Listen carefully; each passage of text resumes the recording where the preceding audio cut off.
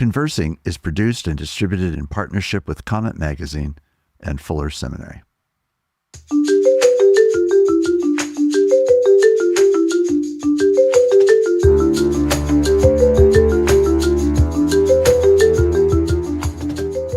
I'm Mark Labberton. Welcome to Conversing.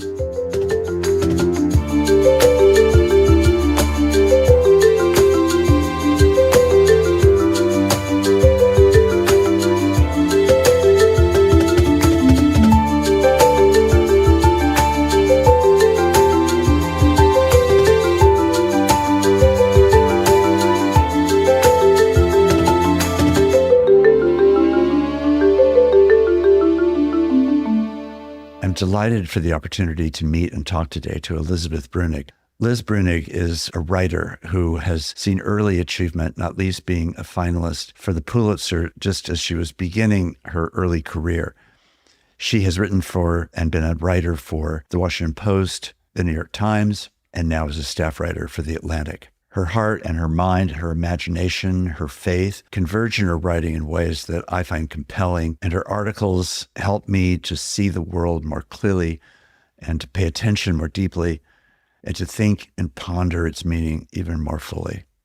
It's important for me to note for all of you who are listening that today's conversation will include discussion about capital punishment and also about some particular violence. Welcome, Liz. I'm so glad to have you as a guest on Conversing today. Thank you so much for having me on. You serve as a staff writer for The Atlantic, and we're going to be talking about that. You've had a career in other publications as well. But I'd like to start a bit more about just your formation as a person and as a person of Christian faith and as a person who's involved in journalism. So just give us a little bit of your narrative so that people who are not familiar with you can get a little bit of a picture. Sure. I was born in Arlington, Texas, which is a suburb of Dallas or Fort Worth. It's right in the middle. Was suburban, had a, middle class family, which, we had everything that we needed and wanted. I was very blessed in that regard. My parents are Methodists, United Methodists. And I went to church. I did vacation Bible school. I, did music camp with the little kids, and I was a Sunday school shepherd where I helped out with the really small kids. So I had a Christian background from my childhood. I was baptized as a child. It was interesting. My parents, Methodists do infant baptism, but my parents had sort of an Anabaptist take where they wanted me to be the one to kind of initiate it. And so I did ask as a child. Fair enough, if people have their personal theologies. Right. Around the end of high school, I think it was the height of the new atheist movement. And the idea of atheism at the time was associated closely with sort of political disapproval of the conservative movement. Right. And so I already had my issues with conservative politics. And that just sort of bled into me having this temporary dalliance with atheism. But even when I was identifying myself as an atheist, I still prayed. So it didn't stick at all. Yes. And by the time I went to college, I wanted to study Christianity and religion. So I studied Christianity. Actually, I took a class with a rabbi who was a very smart guy. And for one of our assignments, we read something from the Talmud or the Midrash. And I asked him after class why Christianity didn't have a textual accompaniment tradition like that. Yes. And he said, I was under the impression that you do. What is the magisterium of the Catholic Church? Which I knew nothing about. Nothing. Was so far from my experience. I had just sort of inherited, your sola scriptura type beliefs. Yes. So I started reading. I went in the basement of my library where all of the theological texts were, and started reading St. Augustine, and really just completely fell in love with him as a person, as a Christian. I identified with him so much. He has such a searching mind. It's really easy to get to know him. And I, what is it? Socrates and Diodorus say, I wanted to possess the good and beautiful forever. Yes, I wanted that to be in some part mine.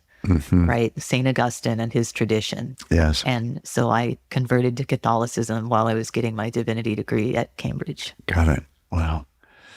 It's an amazing thing that that route was yours, because while I didn't discover Augustine until later, I had my own conversion to Christianity as a college student, and was really surprised, having come out of an unchurched background or a less church background, that I was now enraptured by a personality. In this case, for me, it really was the discovery of Jesus in a way that I would never have imagined. My dad had saved certain neck veins for the discussion of religion because he wanted to be sure I avoided it at all costs. And the heart of his critique was really that what Christians and religious people tend to do is to take great things and make them small, and then to discover that Jesus was really himself the antidote to that. But then discovering Augustine, for example, a few years later, was really a further extension of that kind of questing mind and searching personality. It was very, and is very attractive. I try to reread the Confessions annually, actually, because it's such a formative book. Yeah, I think about lines from the Confessions all the time. Yes, yes. I'm curious, you take the step of faith. How did it begin to change your religious practice or your Christianity in how it manifested itself in your life? Different routines in a certain way? Well, I started going to Mass even before I could receive the Eucharist. And so that was a change. Mass, church services in Protestant churches are often pretty free form. Yes. And at my Methodist church growing up, there was some ritual, but it was all symbolic. There was a sense that all you really needed to do was observe and think about it. And so it created for me a distance from what was being said, because my role was just to think about it, basically. And, you can think about something fairly quickly. It doesn't necessarily stick with you. But in Mass, things aren't symbolic. They're really happening. A miracle is taking place. Yes. And so all of the praise and worship around that is, elemental. It's contemporary. It's happening right now. And I appreciated that very much. I started I didn't go to the adult initiation rite, the classes. I didn't do that.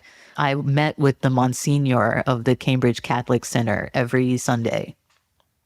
And we mainly talked about Augustine, who I was studying at the time. And that started to be a Sunday morning routine for me, and then Mass, which was a big change. Yeah, when I started receiving the Eucharist, that became kind of I was a little bit crazed about it, You can actually bring the bread of life into your body, and it is the body of Christ. This is a crazy thing to hear, and it's hard to get out of your head. Yes. Do you know the writer Sarah Miles?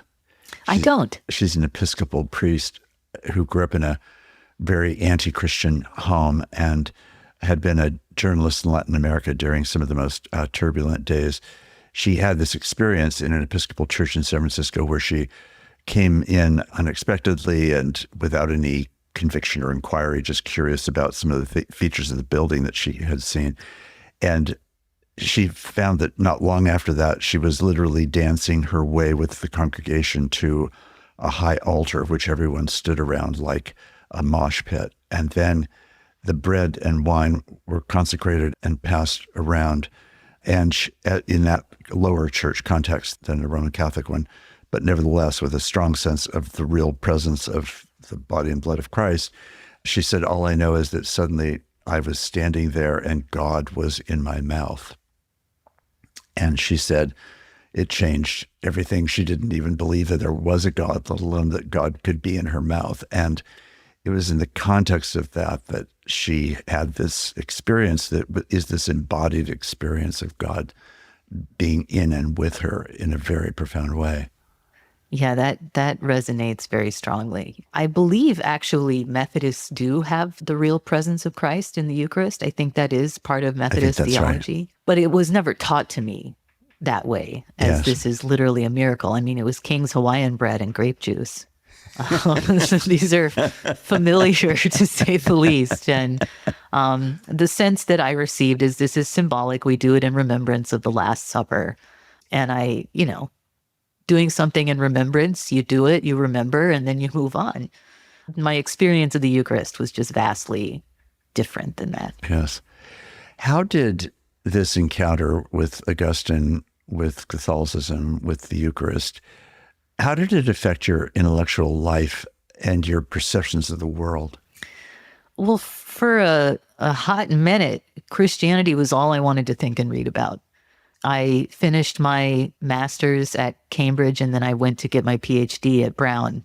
And all I could do was read about Christianity, think about Christianity. And I had kind of a radical turn while I was at Brown where I was like, this isn't for me. I don't need to be studying and getting degrees. I need to just be living my life radically as a Christian. Yes. Right? Like giving myself in love to people Yes. that God has put close to me. Yes. And that made me interested in journalism, which is kind of an extrajudicial way of trying to help people, Right. who are in difficult and bad situations. And I also wanted to be a wife and a mother. And I was married already, but my husband and I were living in different cities. So I dropped my PhD and I went and started living with my husband, and, we had a baby.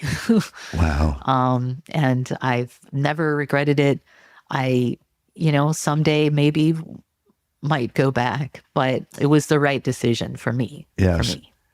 So it was a turning from simply thinking about the faith to thinking through the faith in the living world that you're a part of, with people in need, with circumstances that you could actually respond to. Is that a fair way of putting it? Yeah. I felt like I could keep reading about Christianity, so I didn't have to lose my connection with, the intellectual world of theology and Christian history. Right. But I could also be living in the world in a way that allows me to emulate Jesus Christ and try to serve people. You are a magnificent writer, and the beauty of your writing is really quite something to enjoy. And we'll, in a little bit, have you read a portion of one of your articles. But one of the things that's striking about it is that you spend quite a lot of time in a very acute way simply paying attention to the people that you're writing about. And I sometimes think the Christian faith is about paying attention to the world in God's name. And certainly that's what I see you doing. And it's a beautiful thing. There's a courage in your voice. There's a factual reality, a kind of unflinching willingness to keep looking, even when some of the things that you've been looking at are particularly painful and agonizing to consider, let alone gaze upon. And yet, the dignity, the thoughtfulness, the human compassion, the willingness to be present to what you're paying attention to who you're paying attention to, is really a striking feature. And to me, at least, just as a footnote for you, is to say all of that seems to me very much to be a manifestation of a person who has a Christian vision of the world and who seeks to reflect that reality and meaning of that world and the lives in particular that you're focusing on in ways that are honest and true and in that sense, honoring to their humanity. Thank you very much. That's very kind. I'm very interested in people and people's moral lives. Things like honor and shame, guilt, very complex emotions interest me a lot. And I think everyone has them all the time. Yes. People have these spiritual, ethical, moral struggles going on inside them. And so everybody is a little universe unto themselves. And that's right. That's what really fascinates me about my work. That's what I'm actually quite interested in. But the other thing, journalism gives you a platform. The ability to talk to a lot of people gives you a kind of power. And so the question is, how are you going to use it?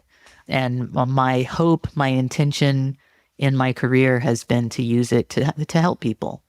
So that's the other thing I'm trying to do in my writing. I don't know that I'm very often successful, but I'm trying. I think most writers wonder whether they're being successful, even if they're having opportunities for being published and so forth. Nevertheless, the actual influence is always, I suppose, in question. Yeah, absolutely. You never know if people are listening to you or just turning the page. So take us a little bit into your life as a staff writer for The Atlantic, and then tell us how that gives you opportunity to see the world in a particular way. So how does one become a staff writer? What does it mean to be a staff writer among all the other designations of writers? Yeah, I joined The Atlantic a couple years ago. I came from the New York Times. Coming from the Times and then the Washington Post before that, I had a newspaper background, but I had started to sort of resent, I suppose, the limitations of the newspaper opinion writing form. What I really wanted to be doing was magazine writing, was reported magazine writing, writing at length with, opinions included, arguments made, but with narrative and with space for, sort of range of observations. And so coming to The Atlantic, I was happy to get the opportunity to do that. Being a staff writer, I think we're all, technically, all the writers at The Atlantic are called staff writers, but it just means as opposed to a freelance writer that you are salaried and have benefits, a bona fide employee, not a contractor. It also just means you're part of this crew of people who have opportunities to do short essays and also long reported features. And I have enjoyed the benefits of both. And so I really love my job. I love The Atlantic. It's been a great experience. Yes. It's a remarkable journal. David Bradley and a number of other people that have shaped The Atlantic over different seasons and chapters of its life have certainly set a stage, which I can imagine as a writer is really both an honor and an opportunity that's really exciting. Tell us a little bit about how, given that you occupy this platform, that you have it as you say, as a tool, as a gift, as an opportunity, as a use of power, and you look out on the world, not least the world that we are living in right now in the fall of 2024 in the United States of America, given both our local, national, and international affairs. Just take us through how you try to sort, assemble, pay attention to that wide and teeming array of possible stories. It's very serendipitous how stories come to you. One of the first big features that I wrote at the Washington Post was about a girl who was gang raped at my high school when I was a student there, and came up with the story just because I had thought about it for years. And it seemed to be really unfair what had happened to this person. And I thought, well, all right, I have this capability to help someone. Now who do I help? And she immediately came to mind. Wow. The other stuff has sort of come about in similar ways where I just saw something in the news and felt like I wanted to experience it, go report on it. That's the case with the executions. And then other stories that I'm working on right now or have in the past, somebody just reached out of the blue. And I welcome people to do that. I saw that on your website. Yeah. Yeah. I have found that to be a very successful way of garnering stories, is just to listen to people. Right. And then once you lock in on a story, let's take the story of the execution that you write about. Talk about the process and then how that unfolded. I want to have you read in a moment a portion of it and get into the actual content itself. But how did that process unfold? Well, the first execution I ever witnessed, I witnessed for the New York Times. It was during Trump's spree of federal executions. I think they executed something like 13 people in 6 months. Really unprecedented. I wanted to report on that. I had read some coverage of it, and I thought, what's happening here is really historic. And I had the inclination already that capital punishment was wrong, and I just wanted to contribute to that discourse, I suppose. And so I applied to witness as a media witness. All states, I think, have some provisions for media witnesses, though they try pretty hard to clamp down on media access. I was one of those media witnesses. So once you've chosen this particular story and you've gotten access, do you have any access at all to the person who's potentially being executed? So not in the case of Alfred Bourgeois and not in the case of David Neal Cox. Both of those, I learned about the cases and traveled to the execution very quickly, right? So there wasn't much time to get to know the person being executed. But in the cases of James Barber, Kinney Smith, and Alan Miller, I have had the opportunity to speak with men who were about to die. Yes, yes. And to get to know them as people a bit.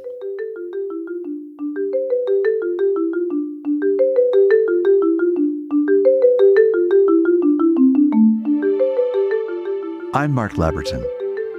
Thanks for listening with me.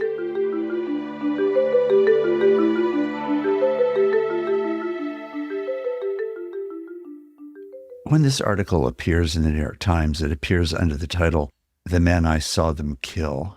And at the beginning, you describe some of the details and mechanics and some of the arrangements and some of the background work that you had done about the case itself and about Mr. Bourgeois, who was going to be executed or potentially executed. You talk about the attorneys that were working with him. And eventually, his execution occurs and you are present for it. And right toward the end, after this has taken place and you've shared some of your own emotional process in the experience of witnessing this and being part of it in that way, you've shared toward the end your own reflections and conclusions about the experience. I wonder if you could just read those closing paragraphs and then we'll have a chance to talk about it. Sure. The idea of execution promises catharsis. The reality of it delivers the opposite, a nauseating sense of shame and regret. Alfred Bourgeois was going to die behind bars one way or another, and the only meaning in hastening it, as far as I could tell, was inflicting the terror and the torment of knowing that the end was coming early. I felt defiled by witnessing that particular bit of pageantry, all of that brutality cloaked in sterile procedure. So much time and effort goes into making executions seem like exercises of justice, not just power. Extreme measures are taken at each juncture to convince the public and perhaps the executioners themselves that the process is a fair, dispassionate, rational one. It isn't. There was no sense in it, and I can't make any out of it. Nothing was restored, nothing was gained. There isn't any justice in it, nor satisfaction, nor reason. There was nothing there. Again, it's a tragic experience to witness and void, as you've described. And I think one of the things that struck me when I read that is the convergence of a lot of qualities in you that I have come to admire very much. One is this sense of an acute act of paying attention, because there's something about the way that you have written that feels to me spare, non-dramatized, plain, and profound all at the same time, and empty in its profundity. A void instead of something that is filled with the meaning of justice or whatever a person might attribute to it, or a protection of society or any of those kinds of things. So there's the issue itself of execution, no execution, but then there's the way that you personally experienced it. I'm curious, going back to the issues and reality of your own Christian faith, how in that moment does your faith, that particular story and experience, the void again of an execution like this, how do those things converge behind the scenes, not just in the language, but also in how you come to that language in order to be able to say what you did? It's a good question. I mean, I read a lot of essays. I think a key to writing is reading, and they're entwined. And I find that reading great essays summons language in me. I find myself reading and agreeing or disagreeing and thinking of how I would put it if I were to agree or disagree or basically write a counter essay or a concurrence. Yes, right. But either way, I end up putting a lot of language to thoughts, right? And I find that to be really helpful, just reading good essays, stuff that one finds moving and profound, and then letting yourself be inspired by that. That's a big part of my writing process. I think there's this great book called On Beauty and Being Just by Elaine Scarry. Yes. And she points out that beauty inspires reproduction. right? When you become affected by beauty, you want to produce it in Yes. some sense yourself. You want to have the good and beautiful forever. Yes. And I feel that way about reading great works of literature. You read it and I want to do something that's beautiful as well. Right. And, it's sort of strange to think about beauty and horrible circumstances together. But I try, probably clumsily at times, to bring beauty to a thing that's really horrible. And just in the prose writing, I mean. But, in terms of covering executions, there is just a void there. The main character always dies. And, there's so many things that are inaccessible about it. And yeah, there's just a darkness center of it all, I think. Did that conviction about executions come from your faith, or would you call it more of a social conviction that you've just personally resisted? I certainly know, as you do, that all the evidence that's been shown over and over again of how ineffective it is at stemming crime or changing people's decision making about crime or in anything like that. It seems more that it's just an exercise for the sake of the state, to be the state in some sort of way, rather than to actually execute justice. But where did your conviction about execution like this come from? I had a religious conviction going into the first execution that I was at, that executions were wrong. And it wasn't really based on anything that I could point to. I just had the, very simple notion that killing people is wrong, and that it's wrong in all cases, even if the person is a very bad person. So as I worked on the issue more and covered more executions and met some people who were slated to be executed, etc., I say my theological views sort of deepened and became more refined. And, if I had to give a capsule theological argument against capital punishment, it would be that there are two executions in the New Testament. The first one is one that Jesus halts. That is the attempted stoning of a woman who was caught in adultery. He puts an end to this, and he says, essentially, you're not qualified to make this kind of judgment because you all are guilty of sins yourselves. Yes. Which I find to be a very compelling Christian argument. And then the second execution in the New Testament is the execution of Jesus. It's the execution of an innocent person, which also happens under any death penalty regime. But more than that, it's just very obviously the destruction of good by evil. And, it's an incredible take on what the Romans were doing. It's a profoundly anti-capital punishment take. God Right. could have worked the story of salvation in any particular way. And in the way it was worked out was through the misuse of the state's power to execute. So my view became more refined in that sense. Right. I think it's such an existential thing to, I think anyone who's ever been ready and willing to think about capital punishment is struck by the fact that there is something so foreign and fundamentally abusive about it. And even though I think, I don't know if you would share this view, but I certainly believe that people should be restrained and kept out of public when they have committed crimes, which are crimes that have been legitimately proven, and also in order that they not be given opportunity for those to occur in any other context. But that doesn't always work, of course, within prisons themselves being violent, but also certainly in keeping people out of some circumstances that they might repeat. But even so, the idea of ending a person's life in this way, partly because who are we and what do we actually really know, and do we really have a clear picture? Even when some of those things seem aligned, it still feels like it's a subhuman act. And I think that is very much informed for me too by my Christian faith and a sense of the uniqueness of human identity and value. On the other hand, I know that from talking with friends I've debated this with, they would point to the horror really that has often been caused by criminals who are on death row. How do you weigh that side of the story as well as the side of the story of the execution itself? Right. I don't think you need to understate the horror of losing a relative or a friend to violence. I think you, in fact, as an advocate against capital punishment, have even more of a duty to recognize the seriousness and the heinousness of these crimes. The crimes people are executed for are not always the most diabolical crimes you can imagine. If someone is executed because they committed a murder in the process of a robbery, that's a fairly common case. And you can say to yourself, well, it was a murder and it was horrible, but there were no aggravating factors.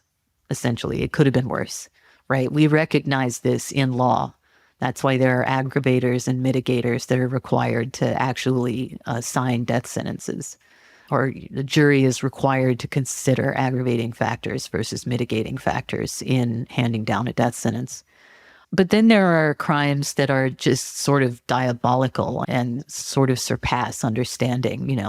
These are crimes that are sexually motivated or involve sex. There are crimes that have to do with torture or intentional infliction of emotional, psychological, physical distress. Murders that were exceptionally cruel. David Neal Cox, for example, shot his wife, his ex-wife, and molested her daughter while she lay there bleeding. Just the most horrible stuff you can imagine. And those cases, it's important to recognize that they're diabolical, right? Someone who's opposed to capital punishment, especially on Christian grounds, has even more of a stake in is saying, this is evil. It's pure evil. I'm not disputing that. That's been my approach anyway. Right. And the argument that I make against the death penalty doesn't at all require a person to downplay or dismiss the horror of a crime. And it's also worth mentioning my sister-in-law was murdered. So I've sort of seen the havoc that this wreaks on a family up close. She was at the heart of that story that you pursued when you were beginning. Is that right? Yeah. Yeah. That must have been a very gruesome, tragic thing. So thank you for sharing that fact again. When I think about your writing, one of the things that I appreciate about the kind of writing that you do that is both, on the one hand, journalistic and investigative and reporting, and then also processed in your own being, processed in your own social reflection, processed in your own moral and or religious framework. It makes for a very powerful combination. And it's part of why essay writing is so important and why the kind of essay writing that you're doing is so critically important. How during these, let's call it the last 10 years, how has that business been affected by the turmoil, the misinformation, the brutality of so many kinds of social rhetoric? How has all of that affected your ability to write such articles? And how does it change the way you approach stories, if it does?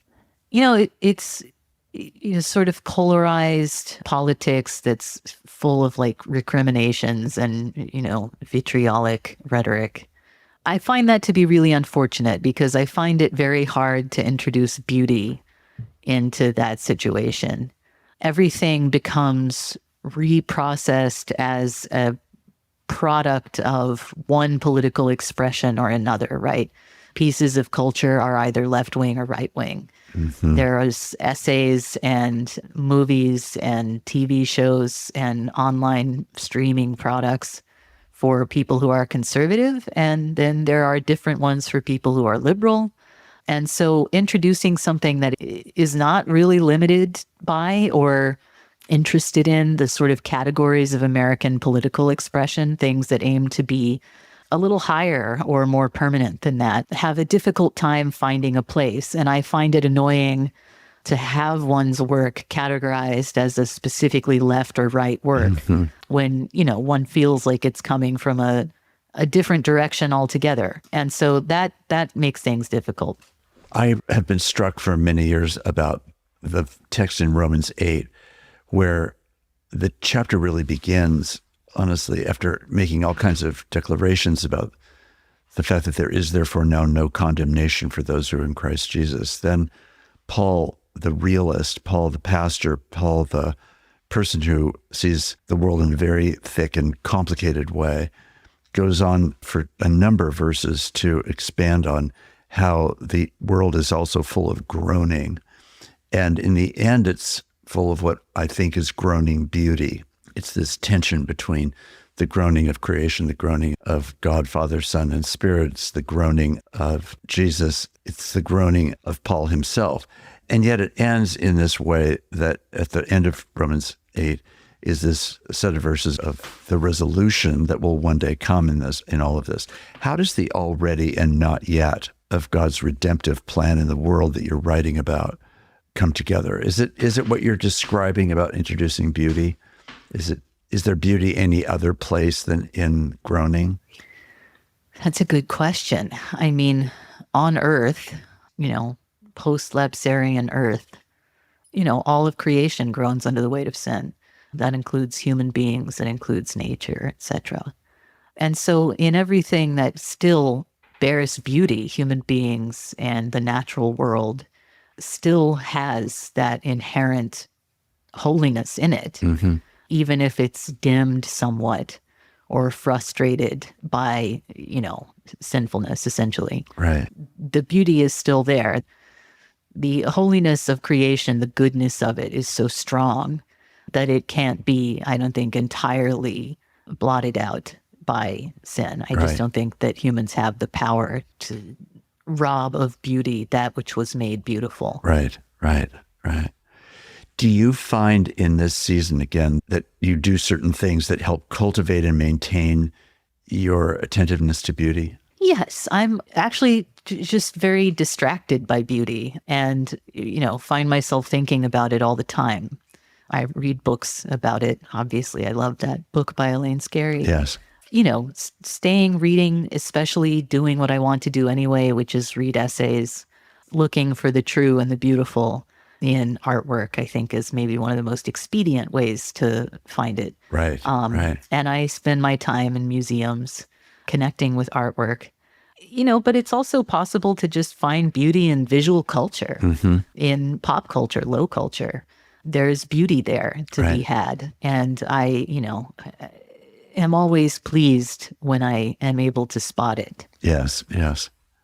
Well, it is really a gift. And I agree with you that museum going is great. It's one of the reasons why, for me, certain writers are people who capture that particularly. What writers would you say stimulate beauty in your imagination or attention?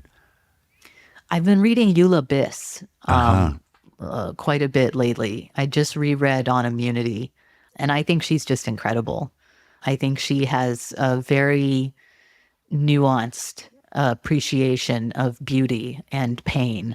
And I think, her prose is, glitters to me. I think it's fantastic.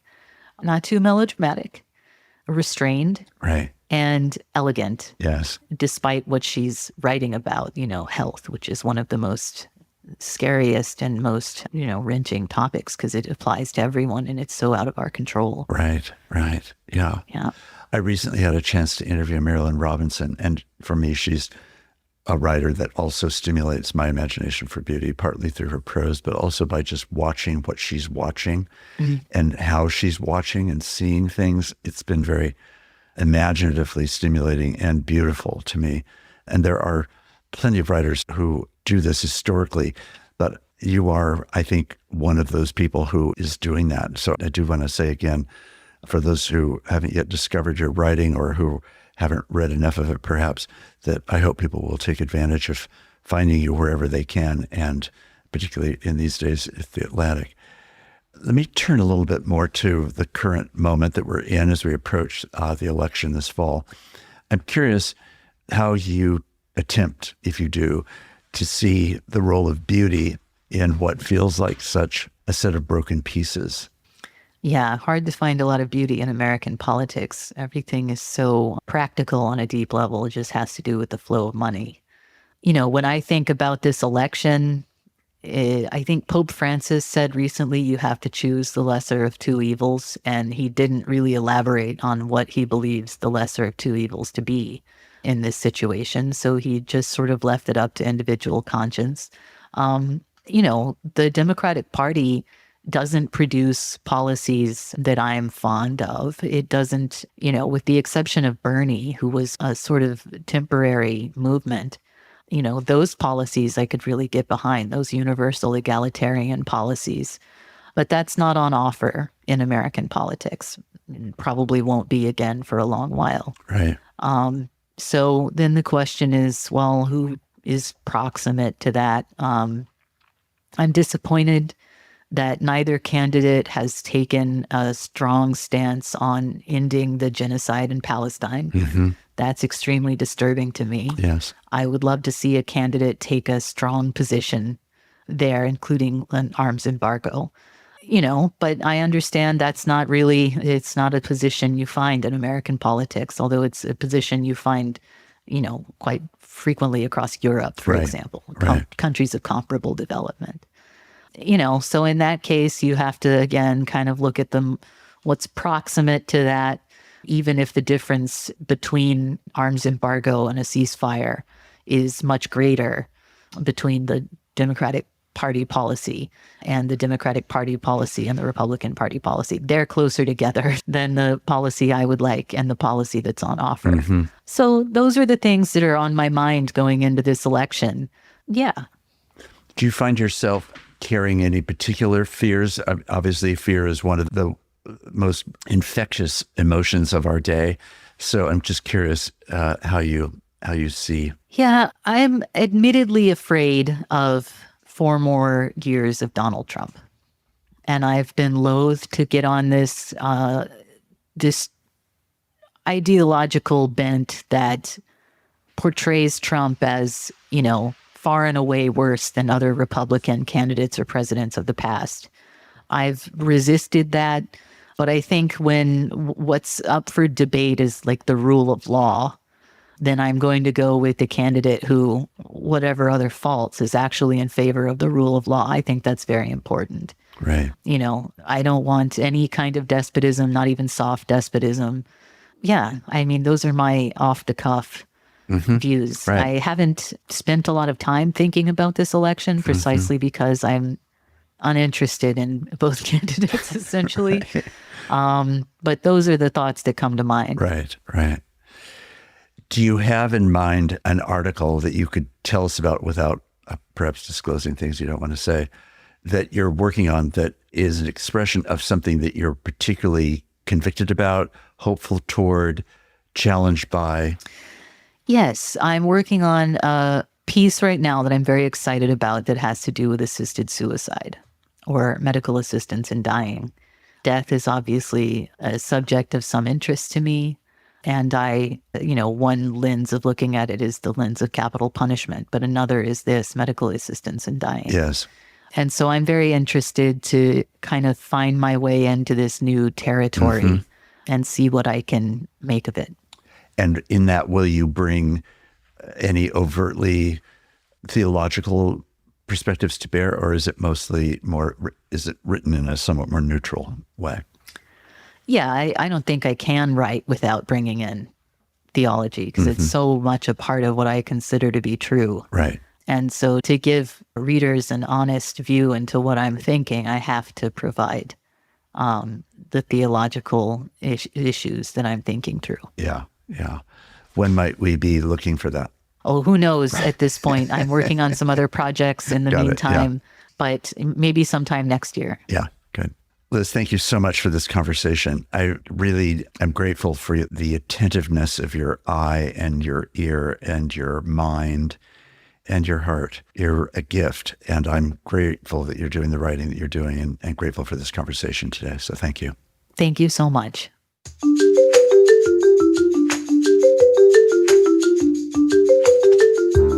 Conversing is produced and distributed in partnership with Comment Magazine and Fuller Seminary. Peter Labberton is our engineer and editor. Evan Rosa is our producer. For more information about Comment Magazine, visit comment.org, where you can subscribe, read the current magazine issue, and browse their archive. Fuller Seminary is an evangelical, multi-denominational graduate institution committed to providing indispensable formational education for diverse Christian leaders everywhere. For information, visit fuller.edu. I'm your host, Mark Labberton. Thanks for listening with me.